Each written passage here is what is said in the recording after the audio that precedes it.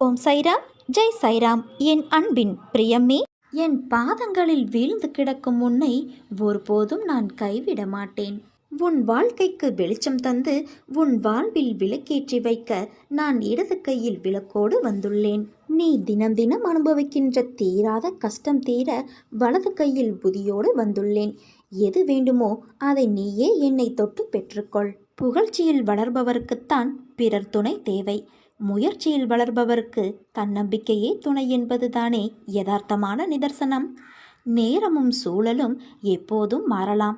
யாரையும் குறைவாக மதிப்பிட வேண்டாம். பிடித்ததை வைத்துக்கொள், ஆனால் எதையும் பிடித்து வைத்து கொள்ளாதே. உலகில் மிக சிறந்த 2 விஷயங்கள் உள்ளது. ஒன்று அன்பு, மற்றொன்று மன்னிப்பு. முடிந்தவரை இந்த 2ஐயும் கொடுத்து பழகு. உண்மையில் நீ தோல்வியுறும் போதெல்லாம் வெற்றி உன்னை நோக்கி ஓடி வருவது உனக்கு தெரியுமா? பாசத்தை யாரிடமும் எவரிடமும் மடிப்பிச்சை கேட்காதே. அன்பென்ற ஒன்று உண்மையாக இருந்தால் அதை கையேந்தி வாங்க வேண்டிய எந்த ஒரு அவசியமும் இல்லை. எப்போதும் எதிர்பார்ப்பதை விட வாழ்க்கையில் வருவதை மனப்பூர்வமாக ஒரு முறை மகிழ்ச்சியோடு ஏற்றுக்கொண்டு பார். எதுவானாலும் எப்போதும் நிலைத்திருக்கும். எதிரிகள் தேவையில்லை, எதிர்மறை எண்ணங்கள் போதும் உன்னை வீழ்த்துவதற்கு. எனதன்பு குழந்தையே, உன்னை நான் சரி செய்து வருகிறேன் என்று உணர்ந்து சில விஷயங்களை திருத்தி மாற்றிக்கொண்டு வருகிறாய். நல்ல விஷயம்தான். ஆனால் ஒரு விஷயத்தில் மட்டும் உன்னால் மாற்ற முடியாமல் நீ திணறுகிறாய். அது என் கண்களிலிருந்து எப்படி தப்ப முடியும்? மற்றவர்கள் உன்னை எந்த வகையில் வசைப்பாடினாலும் அவர்களுக்கு பதில் கூறாதே. பதில் கூறும் தருவாயில் இருந்தால் நீ தவறு செய்யாவிட்டாலும் மன்னித்து விடுங்கள் என்று கூறி அவர்களிடம் இருந்து விலகிவிடு. ஏன் தவறு செய்யாமல் நான் மன்னிப்பு கேட்க வேண்டும் என்றுதானே நீ யோசிக்கிறாய்? நாமும் அவர்களுடன் சமமாய் வாக்குவாதம் செய்தால் இழந்து போவது நாம் நிம்மதிதான். அதனால் நீ வாக்குவாதம் செய்யும் சூழ்நிலை வந்தால் நகர்ந்துவிடு. உன் நிம்மதியான வாழ்வில்தான் உன் நிம்மதி இருக்கிறது. மற்றவர்களை நேசிப்பதில் தவறு இல்லை. அவர்கள்தான் உலகம் என்று இருக்காதே. அவர்கள் அன்பிற்கு சார்ந்து இருக்காதே. அந்த அன்பு சில சூழ்நிலையால் குறைந்து போகலாம். அப்போது நீ ஏமாந்து உன் வாழ்க்கையில் வெறுமை காண்பாய். நான் சொல்வதை நீ தெளிவாக புரிந்து கொள். அன்பு தவறு இல்லை. ஆனால் அளவு கடந்த அன்பில் எதிர்பார்ப்பு ஏற்படும். அதில் நீ மாட்டிக்கொள்ளக்கூடாதல்லவா? அது உன் வாழ்க்கையினால் நிம்மதியற்ற சூழ்நிலையை உருவாக்கிவிடும். ஏனென்றால் இவ்வுலகில் சார்ந்திருக்கும் அளவிற்கு எதுவும் நிரந்தரமில்லை. இவ்வுலகில் நீ பிறந்தாய் வாழ்ந்தாய் என்று இருக்காதே. மற்றவர்களின் உணர்வை உன் உணர்வாக மதித்து நட. வாழ்க்கையில் போராடி தோற்பது என்பது அவமானமில்லை. வெற்றியை விட உனக்கு கிடைத்த மிகப்பெரிய பரிசு உன் அனுபவமாகும். அந்த அனுபவத்தில்தான் வாழ்க்கையை உன்னால் வாழ முடியும். அதன் பிறகுதான் உண்மையான வாழ்க்கைக்கு அர்த்தத்தை நீ உணர்வாய். சோம்பேறித்தனத்தை தூக்கி எறி. போராடு. போராடாமலே வாழ்க்கையை கடினம் என்று சொல்லாதே. பிறகு உனக்கு வாழ்க்கையின் ஒவ்வொரு நிமிடமும் கடினம்தான். இவ்வுலகில் நிரந்தரமென இருவரை நினைத்துக்கொள். ஒன்று உனக்குள் இருக்கும் ஆத்மா, இன்னொன்று உன் சாயப்பா. உனக்கான எல்லாவற்றையும் நல்லதாய் உன் வாழ்க்கைக்கு தேவையான விஷயங்களைத்தான் நான் நடைபெற அனுமதிப்பேன். மிகச்சிறந்த வெற்றியாளனாக மிளிர வேண்டுமெனில் போராட்டங்கள் அனைத்தும் மன உறுதியுடனும் துணிச்சலுடனும் எதிர்கொண்டால் வெற்றி என்பது கை கெட்டிய தூரம்தானே. உன்னால் முடியும். உன்னால் மட்டுமே அனைத்தும் முடியும். இன்று இரவுக்குள் ஒரு நற்செய்தியை நீ கேட்பாய். இன்ப அதிர்ச்சி உனக்கு காத்துள்ளது என் குழந்தையே. என் லீலைகள் உன் வாழ்க்கையில் எந்த வகையிலும் ஊடுருவும். அதை இதுதான் என்று உன்னால் யோசிக்க முடியாததாய் ஆச்சரியமுடையதாய் அமைத்து உன் வாழ்க்கைக்கு உன் தந்தையான நான் கொடுப்பேன். இப்போது தளர்ந்து நம்பிக்கையற்று திடமில்லாமல் எனக்கு என்ன செய்தீர்கள் என்று கேட்கும் அளவிற்கு உன் புத்தியும் மனமும் குழம்பி சஞ்சலமாகி உள்ளது. சிறிது நாளில் அது உனக்கு தெளிவு பெறும். நீ கவலை கொள்ளாதே. உன்னை விட்டு உன் தந்தையான நான் எங்கும் செல்ல மாட்டேன். உறுதியோடு கேள். என் மீது நம்பிக்கை உனக்கு முழு அளவில் இருந்தால் நீ பொறுமை காக்க வேண்டும். என்னை ஏன் கைவிட்டீர்கள் என கேட்டு உன் அருகில் நான் இருக்கும்போதே நீ தூர விலகிச் செல்லாதே. என்னை நீ அணுகுவதற்கு விசேஷமான வழிமுறைகள் ஏதும் இல்லை. நாம் தாயை எப்படி அணுகுவோம்? இதே போல ஒரு கேள்வி கேட்பது மடத்தனமானது. அன்பு என்ன என்று குழந்தை உணர்வதற்கு வெகு நாட்களுக்கு முன்னதாகவே தாய் தன் குழந்தைகள் மீது அன்பை பொழிந்து வருகிறாள். அதேபோல நானும் என் குழந்தைகளின் மீது அன்பை பொழியும் ஒரு கண்ணுக்கு தெரியாத அன்னையின் பாத்திரத்தை ஏற்று முற்பிறவிகளிலிருந்தே தொடர்ந்து தம் பக்தர்களாகிய குழந்தைகளின் மீது அன்பை பொழிந்து கொண்டு இருக்கிறேன். ஆனால் அவர்கள் இப்போது என்னை எப்படி அணுகுவது? அவர்கள் என்னை அணுக வேண்டும் என மனப்பூர்வமாக விரும்ப வேண்டும். உடனே அணுகுமுறை துவங்கிவிடும். அக்கணத்திலிருந்தே அவர்கள் நிலைமையில் முன்னேற்றம் ஆரம்பமாகிவிடும். அவர்கள் மேலும் மேலும் உற்சாகமடைய முடியும். மேன்மேலும் பலனும் அடைய முடியும். வாழ்க்கையில் நீ செய்த தவறுகள் உனக்கு வழிகளை கொடுத்துள்ளன. நீ உன் தவறுகளிலிருந்து பாடம் கற்றுக்கொண்ட அனுபவங்களை மனதில் கொண்டு மீண்டும் இது போன்ற ஒரு தவறை எந்த சூழ்நிலையிலும் செய்யாமல் இரு. வாழ்க்கையில் எல்லாவற்றிற்கும் உணர்ச்சி வசப்படுதல், அழுதல் ஆகியவைகளால் உனக்கு எந்த வகையிலும் உதவி செய்யாது. நீ வாழ்க்கையில் இவற்றை கடந்து எவ்வாறு முன்னோக்கி செல்வது என்பதை குறித்து சிந்தித்து செயல்படு. அதற்காக தேவையில்லாத வழியில் செயல்பட நினைக்காதே.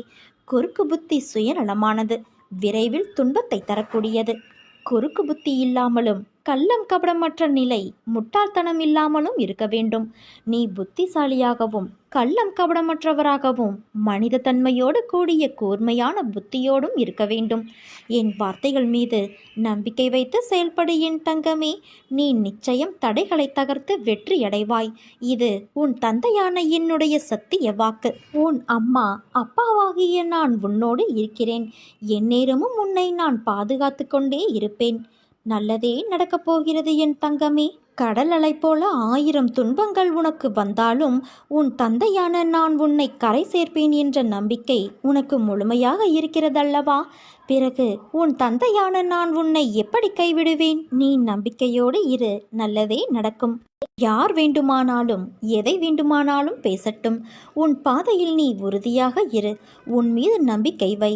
உன் மீது நீ வைக்கின்ற அசைக்க முடியாத நம்பிக்கையே நீ என் மீது வைக்கின்ற நம்பிக்கையாகும். என்னால் எதுவும் முடியும் என்று சொல். நிச்சயம் அது முடியும். காரணம், உன்னில் இருப்பது நீ அல்ல, உன் தந்தையான நான். உன் குலம் தலைக்க, குடும்பம் செழிக்க உன் தந்தையான நான் உனக்கு எப்போதும் துணையாக இருப்பேன். தான் என்ற அகம்பாவத்தை விடுத்து கருணை, மன்னிக்கும் தன்மை, சேவை மனப்பான்மை, அகிம்சை போன்ற தெய்வீக குணங்களை ஒருவர் தமக்குள் கொண்டு வர முடிந்தால் உன் தந்தையான நான் உன்னுடனேயே இருந்து உன்னை வழிநடத்தி அழைத்துச் செல்வேன். உன் மனதில் தோன்றிய கவலைகளாலும் நீ அடைந்த துன்பங்களாலும் எதிர்காலத்தை பற்றிய பயம் உன் உடல் கட்டுக்கோப்பை இழந்து வாடி மெலிந்து கண்களில் ஒளியில்லாமல் நீங்கி இருப்பதை பார்த்து நான் நெஞ்சம் உடைந்தேன். நான் உனக்கு என்னை வெளிப்படுத்தி கொண்டு ஒவ்வொரு நிகழ்விலும் உன்னோடு இருப்பதை உறுதிப்படுத்தி கொண்டே இருந்தேன். இப்போதும் அப்படித்தான் இருக்கிறேன்.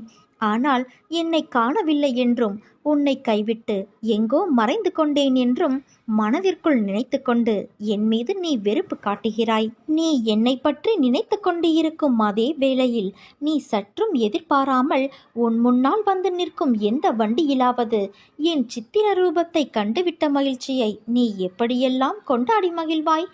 அப்படிப்பட்ட நீயா இன்று இந்த நிலைமையில் இருப்பது? உன்னை நான் இந்த கோலத்திலா பார்க்க வேண்டும்? என் மனம் உடைகிறது குழந்தையே. சாதுக்கள் மூலமாகவும் ஞானிகளின் மூலமாகவும் மனதை இலகுவாக்கிக்கொள், சமநிலைப்படுத்து, பற்று நீக்கு என்றெல்லாம் எடுத்துச் சொன்னேன். ஆனால் நீயோ அதை காது கொடுத்தும் கேட்கவில்லை. நீ தாழ்ந்திருந்த போது உன்னை நான் காப்பாற்றினேன். நீ என்னை உதாசீனப்படுத்தவில்லை. உன்னையும் உன்னை சார்ந்தவர்களையும் உயர்வாக வைத்து காத்தேன். நான் இன்னொருவர் ரூபத்திலும் இருப்பேன் என்பதை உணர்ந்து பிறரை உன் நாவினால் புண்படுத்தாமல் இருந்தாய். ஆனால் சமீப காலமாக நீ எப்போதும் சண்டை போடுகிறாய். நீ கவலைப்படாதே குழந்தையே. யாரிடமும் எதற்காகவும் கோபத்தை மட்டும் காட்டிவிடாதே. உன்னோடு உன் தந்தையான நான் இருக்கிறேன். உன்னை எந்த தீமையும் தீண்டவிடாமல் நான் பார்த்து கொள்வேன். என் குழந்தைகளை நான் ஒருபோதும் எந்த சூழலிலும் கைவிட மாட்டேன். தேவர்களும் பிறப்பெடுக்க விரும்பும் மானிட பிறப்பில் செய்வதற்கு எத்தனையோ இருக்கிறது. ஆனால் இது தெரியாமல் மாயையில் திளைத்து பொறாமை, கோபம், துவேஷம், உதாசீனப்படுத்துதல் போன்ற செயல்களில் நாம் உழன்று கொண்டு இருக்கிறோம். எதற்காக இந்த மனித ஜென்மம் எடுத்திருக்கிறோம் என்று நீ அடிக்கடி புலம்புகிறாயல்லவா? பல வகையில் வழி தவறி ஓடும் மனதை என் மீது வைத்து கவலையில்லாமல் நீ இரு. வழி தவறிய உன் மனதை எனக்கு அர்ப்பணம் செய்ய வேண்டும் என்றால் முதலில் உன் மனதை நீயே கட்டுப்படுத்தி அதற்கு பிறகு எனக்கு அர்ப்பணம் செய்ய வேண்டும். உன் மனதை கட்டுப்படுத்த வேண்டும் என்றால் அது பூரண விசுவாசத்தோடு செய்யப்படும் பூஜை, பஜனை, பாராயணம், சத்சங்கம் மூலமாக மட்டுமே முடியும். கலியுகத்தில் நாமஸ்மரணை மட்டும் போதும் என்கிறேன் நான். கண்மூடித்தனமாக இல்லாமல் என் பக்தர்களாக இருக்கிறீர்கள் என்பதை நினைத்து கவனத்தோடு மனதை ஒருமுகப்படுத்தி கொண்டு என் நாமத்தை ஸ்மரணை செய்தால் அது போதும் உனக்கு. நடக்கட்டும், என் தந்தையை நான் நம்புகிறேன் என்கிறாய் நீ. ஆனால் நானோ நீ நம்பினால் நடக்கும் என்பதை உனக்கு உறுதியாக சொல்கிறேன். நான் தரும் அருளானது அக்ஷய பாத்திரத்திலிருந்து அள்ள அள்ள குறையாதது போன்றதாக இருக்கும். நீ என்னிடம் வைக்கும் நம்பிக்கையே உனக்கான உயர்வினை தரும். வாழ்வில் எதையெல்லாம் நிரந்தரம் என நீ நினைத்து கொண்டு இருந்தாயோ அவையெல்லாம் நிதர்சனமில்லாத பொய்கள் என்பதை புரிந்து கொள்ளவே சோதனைகள் தரப்பட்டன. யாரை நம்பி உன் உடைமைகளை ஜாமீன் கொடுத்தாயோ அவர்கள் உண்மையில்லாதவர்கள் என்பதை உணர்த்தவே பிரச்சனையில் உன்னை நான் சிக்க வைக்க அனுமதித்தேன். அடுத்தவர்களால் உனக்கு ஒருபோதும் நன்மை இல்லை என்பதை உணர்த்தவே அவர்களின் சுயரூபத்தை உனக்கு நான் வெளிப்படுத்தினேன். ஆனால் நீயோ வெகுளியாக இருந்துவிட்டாய். உனது அன்பு குணத்தை, அப்பாவித்தனத்தை அவர்கள் பயன்படுத்தி கொண்டார்கள். பொருளையும் நம்பிக்கையையும் நீ இழந்து விட்டாய். அவமானமும் பட்டாய். ஆனால் அந்த கெட்ட காலங்களை நீ நினைத்து கூட பார்க்காதே. அவையெல்லாம் பஞ்சமெத்தையில் உனக்காக வைக்கப்பட்ட முட்களைப் போல குத்தி கொண்டு இருந்தவை. இனி வருவது எல்லாமே உனக்கு வசந்த காலங்கள். இதோ நான் உன் வலது கையை பிடித்து தூக்கி நிறுத்தினேன். இந்த உலகில் என்னை விட உனக்கு உண்மையான உறவுகள் யாரும் இல்லை என்பதை நீ புரிந்து கொள்ள வேண்டும் என்பதற்காக பொய்யான உறவுகளை உன்னிடமிருந்து நான் விலக்கி வைத்தேன். என் குழந்தை ஆனந்தமாக இருக்க வேண்டும் என்பதற்காக செய்தேன். ஆனந்தமே பிரம்மம் என்பதை நீ உணர்ந்து கொள்வதற்காக செய்தேன். ஆனந்தம் என்பது மனம் மகிழ்ச்சியாக இருக்கும்போது வருகிறது. மனமகிழ்ச்சி எப்போது வருகிறது தெரியுமா? உன் கோரிக்கைகள் அனைத்தும் நிறைவேறிய பிறகு வருகிறது. அதனால் உன் கோரிக்கைகளை எல்லாம் நிறைவேற்றி உன்னை ஆனந்தமாக வைத்துக்கொள்ளவே இவ்வளவு நேரமும் உன் தந்தையான நான் முயன்று கொண்டு இருக்கிறேன். வாழும் நாட்கள் எப்படி இருக்க வேண்டும் என்று என்றைக்காவது நீ யோசித்து இருக்கிறாயா? அப்படி நீ யோசிக்க ஆரம்பித்தால் உன் வாழ்க்கையில் வெறுப்பையும் வெறுமையையும் உணர்ந்திருக்க மாட்டாய். வாழ்க்கையில் நினைத்தது எல்லாம் கிடைத்துவிட்டால் உன் வாழ்க்கையின் சுவை எப்படி இருக்கும் என்று யோசித்துப்பார். நீ நினைப்பவையெல்லாம் நல்லதும் இருக்கும், கெட்டதும் இருக்கும். அவைகள் எல்லாம் உன் வசம் கிடைத்தால் நீ திருப்தி அடைவாய். ஆனால் உன்னை சுற்றியுள்ளவர்களுக்கு அது பாதகமாக இருக்கும் என்ற யோசனையே உனக்கு வராது. நீ என்று உன் விருப்பங்கள், உன் கனவு, உன் ஆசை, லட்சியம் என்று வாழ்ந்தால் சுயநலமாய் நீ மட்டும்தான் உன் வாழ்க்கையில் ஒத்தையாக இருப்பாய். ஓசையில்லாத இசைக்கருவி போல. முதலில் ஏன் இப்படி என்னை படைத்துள்ளீர்கள் என்று என்னிடம் நீ முறையிடுவதை நிறுத்து. உன்னிடம் நிறைய திறமைகள் உள்ளது. ஆனால் அதை செயல்படுத்த தெரியவில்லை. வாழ்க்கையில் உள்ள கஷ்டம் என்ற ஒன்றையே நினைத்து அதில் தேங்கி நின்று முன்னேறாமல் சோம்பேறியாக இருந்தால் வாழ்க்கையில் நீ நின்று கொண்டேதான் இருப்பாய். நேரங்கள், நிமிடங்கள் போய்கொண்டேதான் இருக்கும். வாழ்க்கையில் முதலில் உனக்கு எது தேவையுள்ளது, எது தேவையில்லாதது என்று பட்டியலிடு. தேவையுள்ளவற்றை முன்னே நிறுத்து. அதற்கான முக்கியத்துவத்தை கொடு. அதற்காக உழைத்து போராடு. நிச்சயம் எல்லா விஷயத்திலும் நீ முக்கியமாக திகழ்வாய். உன்னோடு நான் என்ற உன் தந்தை இருக்கிறேன். என் பரிபூரண அருளும் ஆசீர்வாதமும் உனக்கு எப்போதும் உண்டு என் குழந்தையே. நீ எல்லா செல்வ வளங்களையும் பெற்று சீரும் சிறப்புமாய் சுபிக்ஷமாக நல்ல பெயரோடு வாழப்போகிறாய். சந்தோஷமாக வாழப்போகிறாய். நம்பிக்கையோடு இரு, நல்லதே நடக்கும். உன் வாழ்க்கையில் நிகழும் அனைத்தும் என் பார்வையிலிருந்து வருபவை. சில உனக்கு சந்தோஷமான சூழலும் சில பாடங்களை சொல்லிக் கொடுக்கும் பொருட்டு கஷ்டமான சூழலும் இருக்கும். வாழ்க்கை என்று சொல்லிவிடலாம். ஆனால் அதை வெற்றியுடன் கூடிய வாழ்க்கையாய் ஒரு திருப்தியை ஏற்படுத்தும் பொருட்டு வாழ்வது மிகவும் கடினம். இப்போது அந்த கடினம்தான் நீ எதிர்கொள்கின்றாய். அனைத்தையும் நடத்தி வைப்பவர் நானே. என் பாதையில் என் கையை பிடித்து கொண்டுதான் நீ நடக்கின்றாய். நீ உதிரியான பொருளாக இருந்தாய். பிறகு கருவாய் சிறிதாய் உருவானாய். உன்னை உருவமாய் திரிக்க நீ கருவாய் உள்ள போதே 1000 எதிர்ப்புகளை சந்தித்தாய். இந்த உலகத்தை உன் கண்களால் பார்க்கவும் உன்னை நான் சோதித்தேன். அதிலும் நீ ஜெயித்தாய். எழுந்து நின்று நடக்க நிறைய முறை கீழே விழ அதிலும் உன்னை நான் சோதித்தேன். அதிலும் எழுந்து நின்று நடை போட்டாய். இப்போது எல்லாம் தெரிந்த விவரமாய் நல்லது கெட்டது என பிரித்து பார்க்கும் பொருட்டு பக்குவமடைந்தாய். இப்போதுள்ள சவால்களை உன்னால் சமாளித்து ஜெயிக்க முடியும். நீ பக்குவமடைவதற்கு முன்னரே போராடி ஜெயிக்கும் குணம் பெற்றவர். இப்போதுள்ள எல்லா எதிரான சூழலையும் நீ சமாளிப்பாய், ஜெயிப்பாய், மகுடம் சூடுவாய். என் மடியில் அமர்ந்து நீ ஜெயமாக நல்ல ஆரோக்கியத்துடன் எல்லா செல்வ வளங்களையும் பெற்று சீரும் சிறப்புமாய் நல்ல பெயருடன் நிம்மதியான வாழ்க்கையை பெறுவாய். என்னுடைய ஆசீர்வாதங்கள் உனக்கு எப்போதும் உண்டு. அதுவும் முழுவதுமாக ஆசீர்வதிக்கப்படுவாய். அன்றைக்கு உனது கண்கள் கலங்கும். அப்பா, நான் வேண்டியது எல்லாம் தந்து விடுகிறாயே என்ற ஆனந்தத்தில். நீ உன்னை பற்றி தெரிந்து கொள்ள கேள்விக்கு பதிலை தேடி அலைந்து கொண்டு இருக்கிறாய். உன்னோடு நான் இருப்பதை நீ மறந்து விட்டாய். நான் இருக்கிறேன் உனக்கான பதிலை கூறுவதற்காக. காலத்தின் கட்டாயம். நான் உனது தந்தையாக நல்ல குருவாக உனக்கு கிடைத்தது ஓர் அதிசயம்.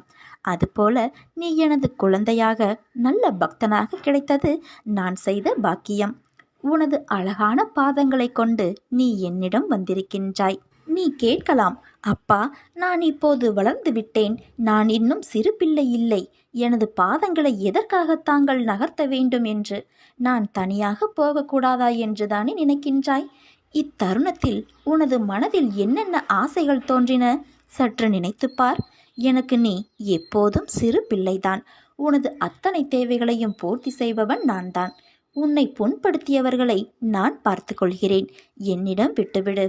நானே சர்வாதிகாரி என்று சொல்லிய பிறகு என்னை முழுவதுமாக ஏற்றுக்கொள். உன் வார்த்தைகளுக்காக நான் காத்து கொண்டிருக்கிறேன். உன்னை கண்ணுக்குள் வைத்து காப்பேன். தினமும் ஒரு அழகான ரூபமாய் உனக்கு நான் காட்சி கொடுப்பேன். நான் உன்னை முழுமையாக புரிந்து கொண்டு தினமும் வழிநடத்துவேன். தினமும் என்னை நினைத்து கொண்டு இருக்கையில் உன் மீது எப்படி நான் கோபம் கொள்வேன்? தற்போது நீ இருக்கும் நிலையை நான் அறிவேன். உனக்குள் இருக்கும் அகங்காரம், அகந்தை இவற்றை இன்றோடு விட்டுவிடு. உனது மனதிற்குள் நான் இருக்கிறேன். உனக்கு ஒரு வடிவம் கொடுத்து அதிலிருந்து வரும் வெளிச்சத்தின் ஒளியைப் போல நீ பிரகாசமாக இருக்க நான் உன்னை வழிநடத்தி அழைத்துச் செல்வேன்.